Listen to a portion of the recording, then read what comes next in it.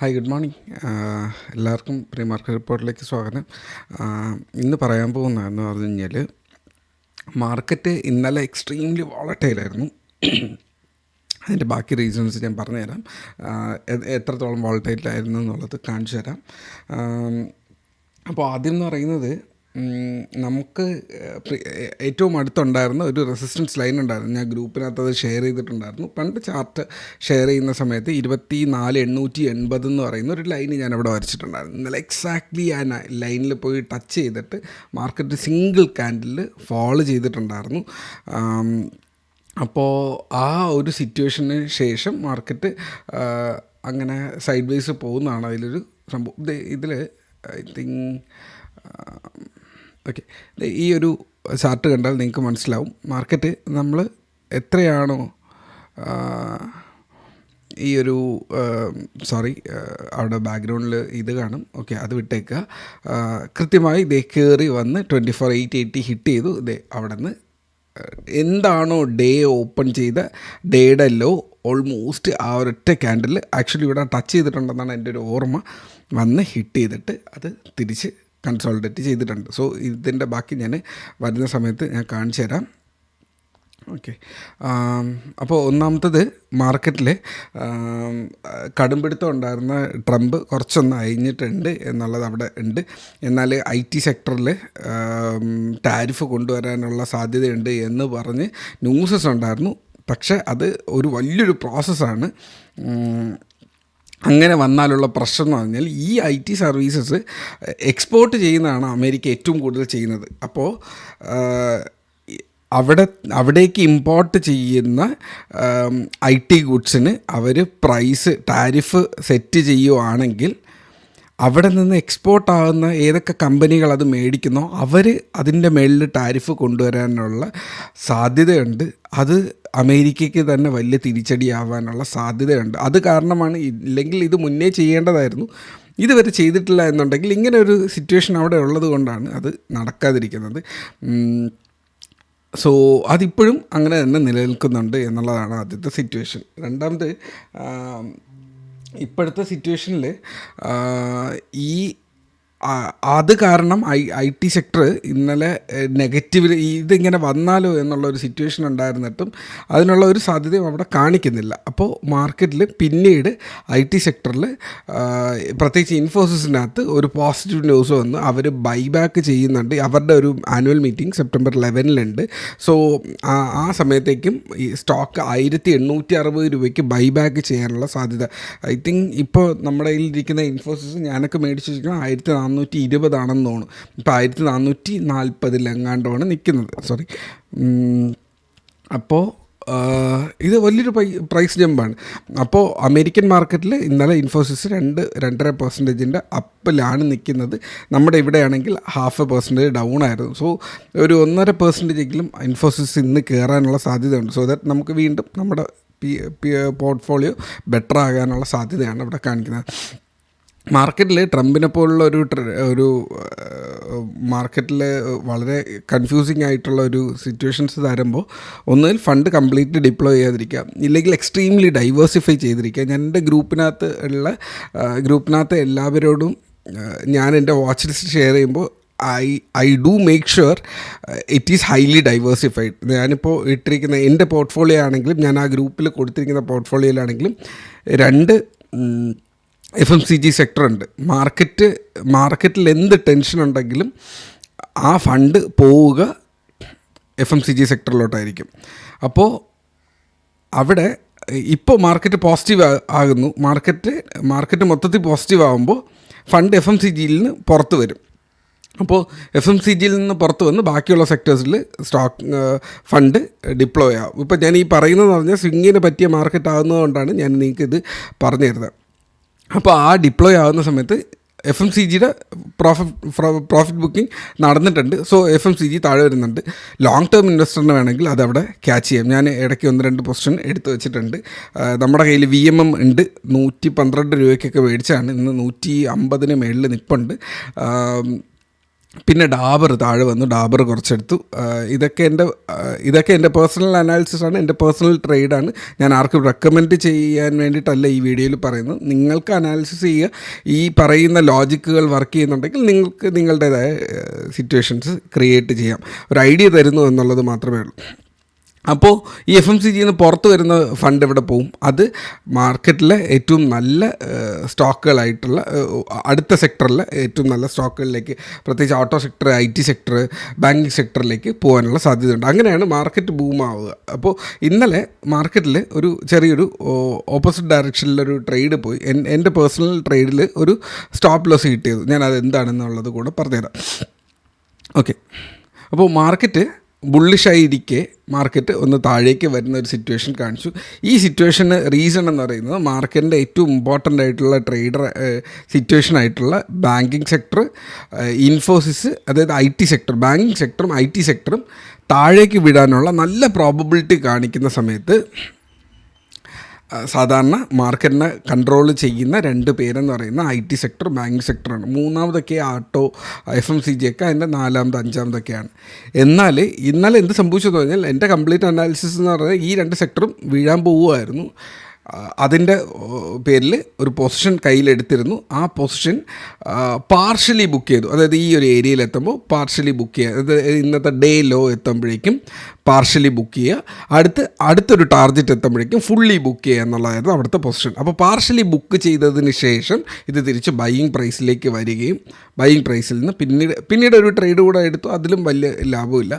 ആ ട്രേഡും തിരിച്ച് ഇവിടെ ഒരു 5 പോയിൻറ്റിൻ്റെ എസ്എല്ലും അടുത്ത് വീണ്ടും അതേ സിനാരിയോ സെറ്റ് ചെയ്ത് സ്റ്റാർട്ട് ചെയ്തപ്പോൾ മാർക്കറ്റിൻ്റെ ടോപ്പിലൊരു പൊസിഷൻ എടുത്തിരുന്നു. ചെറിയ പൊസിഷനായിരുന്നു, കാരണം ഈ ലോ ബ്രേക്ക് ചെയ്താലാണ് യഥാർത്ഥ ട്രേഡ് അവിടെ സ്റ്റാർട്ട് ചെയ്യുക. സോ ഈ രണ്ടാമത്തെ ചെറിയ പൊസിഷനും SL ഹിറ്റ് ചെയ്തപ്പോൾ ഓക്കെ, അടുപ്പിച്ച് 2 SL വരുന്നുണ്ട്. ഇതിൽ പ്രോഫിറ്റ് ബുക്ക് ചെയ്ത കാരണം ഈ ട്രേഡിൽ എനിക്ക് വലിയ ലാഭം എടുത്തില്ല, പ്രോഫിറ്റും ചെറുതായിരുന്നു. ഓക്കെ, SL എന്ന് പറയുന്ന 5 പോയിൻ്റ് ആയിരുന്നു. ഇവിടെ 40 പോയിൻ്റ് SL ടാർഗറ്റ് എടുത്തിട്ട് ഇവിടെ 5 പോയിൻറ്റിൻ്റെ SL ബാക്കി ക്വാണ്ടിറ്റിയിൽ ഹിറ്റ് ചെയ്തു. അടുത്ത ട്രേഡിലാണെങ്കിൽ ഫുൾ ക്വാണ്ടിറ്റിയിൽ SL ഒരു 15-20 പോയിൻ്റ് ഹിറ്റ് ചെയ്തു എന്ന് പറഞ്ഞപ്പോൾ അതിനകത്ത് അത്ര ഓക്കെ ആയിട്ട് എനിക്ക് ഫീൽ ചെയ്തില്ല. മാർക്കറ്റ് ഓക്കെ ആകുന്നില്ല. എൻ്റെ ഡയറക്ഷനിൽ, എൻ്റെ കാൽക്കുലേഷനിൽ ഹിറ്റ് ചെയ്യുന്നില്ല. ബിക്കോസ് എൻ്റെ കാൽക്കുലേഷൻ എന്തായിരുന്നു, അവിടുത്തെ ഹെവി വെയിറ്റ്, എന്നും മാർക്കറ്റിനെ ട്രേഡ് ചെയ്യിപ്പിക്കുന്ന മെയിൻ ട്രേഡർ, എനിക്ക് എന്നും പ്രോഫിറ്റ് തരുന്ന 2 മെയിൻ പ്ലെയേഴ്സ് എനിക്ക് അനുകൂലമായി നിൽക്കുകയും എന്നാൽ auto sector extremely out perform ചെയ്ത് മാർക്കറ്റിനെ തിരിച്ച് വലിച്ചുകൊണ്ട് പോകുന്ന ഒരു കാരണം കണ്ടു. നിങ്ങൾക്ക് ഇതിൽ കണ്ടാലറിയാം, ഞാനിവിടെ ഒരു ഓട്ടോ സെക്ടറിൻ്റെ സ്റ്റോക്കും എടുത്തിട്ടിട്ടില്ല. എന്നാൽ ഇന്നലെ പെട്ടെന്ന് ഓട്ടോ സെക്ടറിനകത്ത് ഈ ഒരു മാർക്കറ്റ് വീഴുന്ന സമയത്ത് പെട്ടെന്നൊരു പമ്പിങ് വരികയും, അത് മാനിപ്പുലേഷൻ എന്നല്ല പറയുന്നത്, അവിടെ ഓർഡേഴ്സ് ട്രിഗർ ചെയ്യുകയും അവർ മാർക്കറ്റിനെ കയറ്റി കൊണ്ടുവരികയും ചെയ്തപ്പോൾ ലാസ്റ്റിൽ ഈ ബാങ്കിങ് സെക്ടറിനും IT സെക്ടറിനും കൂടെ പോകേണ്ടതായിട്ട് വന്നു. സോ ദാറ്റ് എനിക്ക് അത് എന്നെ ഡ്രാഗ് ചെയ്ത് എൻ്റെ SL കൊണ്ടുവരികയും ഞാനതിനെ ഒഴിവാക്കുകയും ചെയ്തു. സോ ഒരു ദിവസം SL വരുന്നതെന്ന് പറഞ്ഞാൽ വിഷയമുള്ള ഒരു പരിപാടിയല്ല. ഇതിന് മേളിൽ കയറിപ്പോയിക്കഴിഞ്ഞാൽ ചിലപ്പോൾ എൻ്റെ SL കൂടും എന്നുള്ളത് കൊണ്ട് തന്നെ ഞാൻ അപ്പോൾ തന്നെ എൻ്റെ പൊസിഷൻസ് ഒഴിവാക്കിയിട്ട് ഈ ഒരു ക്യാൻഡിൽ എത്തിയപ്പോഴേക്കും ഞാൻ കംപ്ലീറ്റ്ലി അതിനെ ഒഴിവാക്കിയിട്ട് ഞാൻ മാർക്കറ്റിൽ നിന്ന് മാറി. പിന്നീട് ട്രേഡ് ചെയ്തിട്ടില്ല, മാർക്കറ്റിൽ ഗ്രൂപ്പിൽ തന്നെ അവൈലബിൾ അല്ലായിരുന്നു. പിന്നെ ഒരു 1-2 കാര്യങ്ങൾ കാരണം ഞാൻ ഇന്നും കാണത്തില്ല, നാളെയും ചിലപ്പോൾ കാണത്തില്ല. സോ ഇങ്ങനത്തെ ഒരു സിറ്റുവേഷനിലാണ് പോയത്. അപ്പോൾ ഓൺസ് ഇൻ എ വൈ നമ്മുടെ മറ്റ് ഇൻഡൈസസ്, അതായത് നമ്മുടെ മാർക്കറ്റിലെ ഓട്ടോ സെക്ടർ, FMCG ഇൻഡെക്സ് വല്ലപ്പോഴുമൊക്കെ മാർക്കറ്റിൻ്റെ ഹെവി വെയ്റ്റ്സിനെ ഓവർകം ചെയ്യുന്നത് കണ്ടിട്ടുണ്ട്. അങ്ങനെ ഒരു ഡേ ആയിരുന്നു ഇന്നലെ. അത്രയേ ഉള്ളൂ അതിൻ്റെ അകത്ത് സംഭവം. ഇത് പറഞ്ഞു തരുന്നത് പറഞ്ഞാൽ നിങ്ങൾക്കും ജീവിതത്തിൽ വരും, നിങ്ങൾ കണ്ട് നിൽക്കുന്ന സമയത്ത് എന്തിനാണ് മാർക്കറ്റ് വീഴുന്നതെന്ന് അറിയത്തില്ല. അപ്പോൾ ഞാനും ഇന്നലെ ആലോചിച്ചു എന്തിനായിരിക്കും എന്നുള്ളത്. പിന്നീട് നോക്കുമ്പോഴാണ് കാണുന്നത് അതവിടെ ഓട്ടോ സെക്ടർ. അപ്പോൾ അത് എനിക്ക് വേറൊരു ടാബിലേക്ക് പോയാൽ മാത്രമേ, ഇപ്പോൾ ഈ ഒരു ടാബ് അവിടെ ഇട്ടിരുന്നാൽ മാത്രമേ എനിക്കത് പെട്ടെന്ന് കാണാൻ പറ്റുള്ളൂ. പക്ഷേ ഞാൻ ഇന്നലെ ഓപ്പൺ ചെയ്തിട്ടിരുന്നത് എൻ്റെ സെഗ്മെൻറ്റ്സിൻ്റെ ആയിരുന്നു. അതിലാണ് സ്ഥിരം ലാഭം എടുക്കുന്ന ഒരു സിറ്റുവേഷൻ അവിടെ നോക്കിയിരുന്നപ്പോൾ അതിൻ്റെ അകത്ത് മറ്റത് ആക്ച്വലി ഇവിടെ ആഡ് ചെയ്തിരുന്നാൽ മതിയായിരുന്നു, എക്സ്പെക്റ്റ് ചെയ്തില്ല. അങ്ങനെ ഒരു SL ഹിറ്റ് ചെയ്തു. അപ്പോൾ SL ഹിറ്റ് ചെയ്യുമ്പോൾ ആക്ച്വലി പറയണം, ലാഭം കിട്ടുന്നതിനേക്കാളും കൂടുതൽ പറയേണ്ടത് SL ഹിറ്റ് ചെയ്യുന്നത് എന്തുകൊണ്ട് എന്നുള്ളതാണ്. പിന്നെ ഇവിടെ ഒരു സിമെട്രിക് ട്രയാങ്കിൾ ആയിരുന്നു, അതൊരു ചെറിയൊരു കൺഫ്യൂസിങ് ഫാക്ടറായിരുന്നു. അപ്പോൾ ആ ഒരു കൺഫ്യൂസിങ് ഫാക്ടറിൽ നിൽക്കുമ്പോൾ ഒരിക്കലും വലിയ ട്രേഡ് എടുക്കരുത് എന്നുള്ളത് കൊണ്ട് തന്നെ ഞാൻ അതിനെ ഒഴിവാക്കിയിട്ട് പെട്ടെന്ന് ഇറങ്ങി. ഓക്കെ, അടുത്ത മാർക്കറ്റ് ഈ ഒരു ടോപ്പ് 24,880 ഹിറ്റ് ചെയ്തപ്പോഴേക്കും പ്രോഫിറ്റ് ബുക്ക് ചെയ്ത് ഒരൊറ്റ വീഴ്ച വീഴുന്നു. ഏതാണ്ട് ഇതിൻ്റെ ലോ ഇത് കാണുന്നുണ്ടോ? ഇന്നലത്തെ നമ്മൾ എവിടെയാണോ ഉദ്ദേശിച്ചത്, ഞാൻ ഇന്നലെ പ്രോഫിറ്റ് ബുക്ക് ചെയ്ത ഏരിയ തിരിച്ച് വീണ്ടും ഹിറ്റ് ചെയ്തിട്ട് അവിടെ തന്നെ നിൽക്കുന്നുണ്ട്. സോ നമുക്ക് നോക്കാം ഇന്നത്തെ മാർക്കറ്റിൽ എങ്ങനെ വരും എന്നുള്ളത്. സോ ഇത് ഇത്രയും പറഞ്ഞു തരുന്നതിൻ്റെ റീസൺ എന്ന് പറയുന്നത്, ഇന്ന് അത്യാവശ്യം ഞാൻ നേരത്തെയാണ് വീഡിയോ റെക്കോർഡ് ചെയ്യുന്നത്. ട്രേഡിൻ്റെ ഐഡിയാസ് പറഞ്ഞു തരാൻ വേണ്ടിയിട്ടാണ്, നിങ്ങൾക്ക് പഠിക്കാൻ വേണ്ടിയിട്ടാണ് ഞാനത് ഷെയർ ചെയ്തത്. ഓക്കെ, ചിലപ്പോൾ ഒരു കാര്യം, ഒക്ടോബർ മന്തിൽ അടുത്ത ഒരു ബാച്ച് സ്റ്റാർട്ട് ചെയ്യാനുള്ള സാധ്യതയുണ്ട്. ഞാൻ ജസ്റ്റ് ഒന്ന് ഹെഡ്സപ്പ് തന്നു എന്നുള്ളത് മാത്രമേ ഉള്ളൂ. ഇതുവരെ കൺഫേം ആക്കിയിട്ടില്ല. ലാസ്റ്റ് ഒരു 3 months ആയിട്ട് ബാച്ച് സ്റ്റാർട്ട് ചെയ്തിട്ടില്ല. 4-5 പേര് ചോദിച്ചിട്ടുണ്ട്. ഞാനപ്പോൾ കുറച്ചുകൂടെ കഴിഞ്ഞിട്ട് നോക്കാമെന്ന് പറഞ്ഞിട്ടുണ്ടായിരുന്നു. അപ്പോൾ മോസ്റ്റ്ലി ഈ ഒരു ഒക്ടോബർ നവംബറിനുള്ളിൽ അടുത്ത ബാച്ച് സ്റ്റാർട്ട് ചെയ്യുന്നുണ്ടാവും. കുറച്ച് സീറ്റ്സ് മാത്രമേ എടുക്കുന്നുള്ളൂ. എല്ലാവർക്കും കൃത്യമായിട്ട് നോളജ് എത്തണം എന്നുള്ളത് കൊണ്ട് ആവശ്യമുള്ളവർക്ക് ഒരു ഹായ് ഇട്ടിരുന്നാൽ മതി. ഞാൻ നിങ്ങൾക്ക് അതിൻ്റെ ഡീറ്റെയിൽസ് ഷെയർ ചെയ്ത് തരാം. ഓക്കെ, അപ്പോൾ ഇന്നത്തെ അനാലിസിസ് എന്ന് പറയുന്നത്, മാർക്കറ്റ് എപ്പോഴാണോ 24,880 മേളിൽ വരിക 25,000 ഹിറ്റ് ചെയ്യാനുള്ള സാധ്യതയുണ്ട്. 25,000 മേളിലെത്തിയാൽ മാത്രമേ, ഇല്ലെങ്കിൽ 25,100 വരെയാണ് ഇതിൻ്റെ ഫൈനൽ ടാർഗറ്റ് എന്ന് പറയുന്നത്. അത് കിട്ടിക്കഴിഞ്ഞാൽ മാർക്കറ്റ് പിന്നീട് എക്സ്ട്രീംലി ബുള്ളിഷ് ആവാനുള്ള സാധ്യതയുണ്ട്. അപ്പോൾ അപ്പോഴും ഞാൻ വീണ്ടും ഡൈവേഴ്സിഫൈ ചെയ്യാൻ പറയുന്നതെന്ന് പറഞ്ഞാൽ, IT സെക്ടറിന് അധികം നോക്കേണ്ട ഒരു സ്റ്റോക്ക് എങ്ങനെ നോക്കിയാൽ banking sector, auto sector, steel sector. ഇന്നലെ സ്റ്റീൽ സെക്ടറും കൂടാണ്. ഈ സ്റ്റീലൊക്കെ അത്ര ഇമ്പോർട്ടൻറ്റ് സെക്ടറല്ല മെറ്റൽ സെക്ടർ എന്ന് പറയുന്നത്. ഇന്നലെ സ്റ്റീലും ഓട്ടോയും കൂടെ ഒരുമിച്ച് മാർക്കിനെ പെട്ടെന്ന് ഡ്രാഗ് ചെയ്തപ്പോഴാണ് മാർക്കറ്റ് കയറിപ്പോയത്. സോ ഈ സെക്ടേഴ്സ് നോക്കി വയ്ക്കുക. ഞാൻ ഓൾറെഡി നമ്മുടെ ഗ്രൂപ്പിനകത്ത് ഷെയർ ചെയ്തിട്ടുണ്ട്, നല്ല കുറച്ച് സ്റ്റോക്സ് ഷെയർ ചെയ്തിട്ടുണ്ട്. ഓൾറെഡി ഒരു 5-8-10% വരെ പോയ സ്റ്റോക്സ് ഉണ്ട്. റിക്കോ ഓട്ടോ ഒക്കെ 94 പറഞ്ഞിരുന്നതാണ് 106 എങ്ങാണ്ട് പോയിട്ടുണ്ട്. അതായത് ഏകദേശം 10% മേളിൽ അത് കയറിയിട്ടുണ്ട്. അത് എങ്ങനെയാണെന്ന് നോക്കുക. അതുപോലെ ഡാബർ, കുറച്ച് സ്റ്റോക്കുകൾ അവിടെ ഉണ്ട്. ഞാൻ കംപ്ലീറ്റ്ലി നോക്കി നിൽക്കാറില്ല. ഡാബറും കയറിയിട്ടുണ്ട്. ഒരു 10-20 റുപ്പീസിൻ്റെ വ്യത്യാസം അവിടെ വന്നിട്ടുണ്ട്. സോ നോക്കുക, നല്ല സ്റ്റോക്കുകൾ കാണുകയാണെങ്കിൽ നിങ്ങൾക്ക് അവിടെ നോക്കുക എന്നുള്ളതാണ്. ഓക്കെ, അപ്പോൾ ഇൻഫോസിസ് നിങ്ങൾക്ക് ഇന്ന് ഇൻട്രോഡേക്ക് വാച്ച് ചെയ്യാം. സ്വിങ്ങിലത്തേക്ക് ഞാൻ പേഴ്സണലി റെക്കമെൻഡ് ചെയ്യില്ല, ബിക്കോസ് ആ ഒരു 11-ാം തീയതി അവിടെ ഒരു സംഭവം കിടപ്പുണ്ട്. അത് കാരണം നിങ്ങൾക്കൊന്ന് കൺഫ്യൂഷൻ വരാനുള്ള സാധ്യതയുണ്ട്. സോ ആവശ്യമുണ്ടെന്നുണ്ടെങ്കിൽ ചെറിയ പൊസിഷൻസ് വേണമെങ്കിൽ കീപ്പ് ചെയ്യാം എന്നുള്ളത് മാത്രമേ ഞാനവിടെ പറയുന്നുള്ളൂ. ഓക്കെ, എൻ്റെ കയ്യിൽ പേഴ്സണലി പൊസിഷൻ ഉണ്ട്. 1420, 1422 ആണെന്ന് തോന്നുന്നു. വലിയ ലാഭത്തിലല്ല, എന്നാലും പ്രോഫിറ്റിൽ, ജസ്റ്റ് ഒരു പ്രോഫിറ്റിൽ നിൽക്കുന്നു എന്നുള്ളത് മാത്രമേ, ബൈയിങ് പ്രൈസിൽ നിൽക്കുന്നതെന്ന് പറയാം. ഓക്കെ, HDFC ബാങ്ക് പൊസിഷൻ ഉണ്ട്. അതും 960 റേഞ്ചിൽ 56 എങ്ങാണ്ടാണ്. അതും ജസ്റ്റ് കയറി വരുന്നേ ഉള്ളൂ. മാർക്കറ്റിൽ നിന്ന് ബുള്ളിഷ് ആവട്ടെ. നമ്മളെപ്പോഴും പറയാറുണ്ട് 24,800 മേളിൽ ക്ലോസ് ചെയ്യാണ്ട് ഒരു നല്ലൊരു ട്രേഡില്ല എന്നുള്ളത്. സോ ഇത് ആ ഒരു പരിസരത്ത് മേടിച്ചാണ് അവിടെ തന്നെ നിൽക്കുന്നുണ്ട്. എപ്പോഴാണ് 25,100 മേളിൽ ഇല്ലെങ്കിൽ 25,000 മേളിൽ സോൾഡായിട്ട് നിൽക്കുന്നത്, നമുക്ക് ബാക്കി ഫണ്ട് അതിനേക്ക് ആഡ് ചെയ്യാം. കുറച്ച് സ്റ്റോക്സ് കൂടെ ഞാൻ കയ്യിൽ കീപ്പ് ചെയ്യുന്നുണ്ട്. അത് ഞാൻ അതിൻ്റെ വാച്ച് ലിസ്റ്റ് ഞാൻ തരാം നിങ്ങൾക്ക്. ഓക്കെ, വരും ദിവസങ്ങളിൽ ഇടാം. അപ്പോൾ ഇന്നത്തെ മാർക്കറ്റ് അനാലിസിസ് എന്താണെന്ന് ചോദിച്ചു കഴിഞ്ഞാൽ, മാർക്കറ്റ് ഇന്നലത്തെ ഹൈ ബ്രേക്ക് ചെയ്യുകയാണെങ്കിൽ, ഇത് ഈ ഒരു ലെവൽ ബ്രേക്ക് ചെയ്ത് ഇതിന് മേളിൽ ക്ലോസിങ് കിട്ടുകയാണെങ്കിൽ, ഇന്നലെ ഇതിൽ നിന്ന് വീഴുന്നതാണ്. പിന്നെ തിരിച്ച് കയറി വന്ന് ഇവിടെ ടച്ച് ചെയ്തപ്പോൾ വീണ്ടും വീഴുന്നു. പക്ഷേ ഇത് ഒരു ഹയർ ഇങ്ങനെ ഒരു ഫോർമേഷനിൽ നിൽപ്പുണ്ട് അല്ലേ, ഈ ഒരു ഫോർമേഷൻ നിൽക്കുന്നുണ്ട്. സോ ഇത് മേളിലേക്ക് കയറുന്നുണ്ടെങ്കിൽ നോക്കുക. ഇവിടെ ഒരു ചെറിയൊരു റെസിസ്റ്റൻസ് ഈ ഒരു ഏരിയയിലുണ്ട്. ഈ ഒരു റെസിസ്റ്റൻസ് മേളിലോട്ടുള്ള റെസിസ്റ്റൻസൊക്കെ നിങ്ങൾ മാർക്ക് ചെയ്ത് വയ്ക്കുക എന്നുള്ളത് മാത്രമേ അവിടെയുള്ളൂ.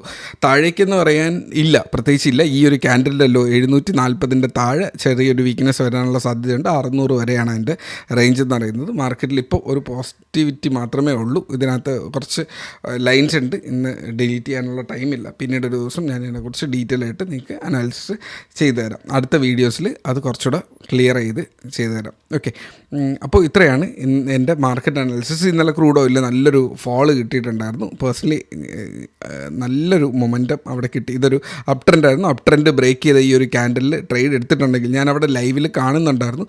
പക്ഷേ ഞാൻ ഇത് ട്രേഡ് ചെയ്യുന്നത് സീറോദയിൽ ഇന്നലെ ഞാൻ പോയിട്ട് കുറച്ച് സ്റ്റോക്സ് മേടിച്ചിട്ടുണ്ടായിരുന്നു. ഇക്വിറ്റിയിൽ സ്വിംഗ് ട്രേഡിങ്ങിന് വേണ്ടി കുറച്ച് പൊസിഷൻ എടുത്തത് കാരണം എൻ്റെ കയ്യിൽ ഫണ്ട് ബാലൻസ് പെട്ടെന്ന് അവിടെ ഇല്ലായിരുന്നു. ഈ ഒരു ഫോള് ഞാൻ അവിടെ കണ്ടിരുന്നു. ടാർഗറ്റും ഹിറ്റ് ചെയ്യുന്ന കണ്ടു. പേഴ്സണലി ആ ഒരു ട്രേഡിൽ കൈവയ്ക്കാൻ പറ്റിയില്ല എന്നുള്ളത് മാത്രമേ ഉള്ളൂ. ഓക്കെ, അപ്പോൾ ട്രേഡ് സേഫ് ശ്രദ്ധിക്കുക. ഇതൊരു ബെയറിഷ് പെനൻ്റാണ്, ഇതൊരു പോളാണ്, ഇതൊരു ബെയറിഷ് പെനൻ്റാണ്. സോ അടുത്ത ടാർജറ്റ്സ് ഈ ഒരു ഏരിയ നിങ്ങൾക്ക് വാച്ച് ചെയ്യുക എന്നുള്ളതാണ്. മേളിലേക്ക് കയറി വന്നു കഴിഞ്ഞാൽ ഈ എത്തിയ റെസിസ്റ്റൻസ് തന്നെയാണ് 64 റേഞ്ച്. ഇതിൻ്റെ അടുത്ത അപ് ട്രെൻഡിലേക്കുള്ള ടാർജറ്റ് ഇതും, മേളിലോട്ടുള്ള ടാർജറ്റ്സ് ഈ ഒരു ഏരിയ ഉണ്ടെന്നുണ്ടെങ്കിൽ താഴേക്ക് നെക്സ്റ്റ് ടാർജറ്റ് ഇത് 400 താഴെ 396 റേഞ്ചിൽ അടുത്ത ടാർജറ്റ് ഉണ്ട്. 360 റേഞ്ച് ടാർജറ്റ്സ് ഉണ്ട്. സോ ഇത്രയാണ് എൻ്റെ ഇന്നത്തെ അനാലിസിസ്. 15 മിനിറ്റിന് മേളിൽ പോയിട്ടുണ്ട്, പക്ഷേ കുറേ കാര്യങ്ങൾ ഞാനിവിടെ പഠിപ്പിച്ച് തന്നിട്ടുണ്ട്. So trade safe, take care, by.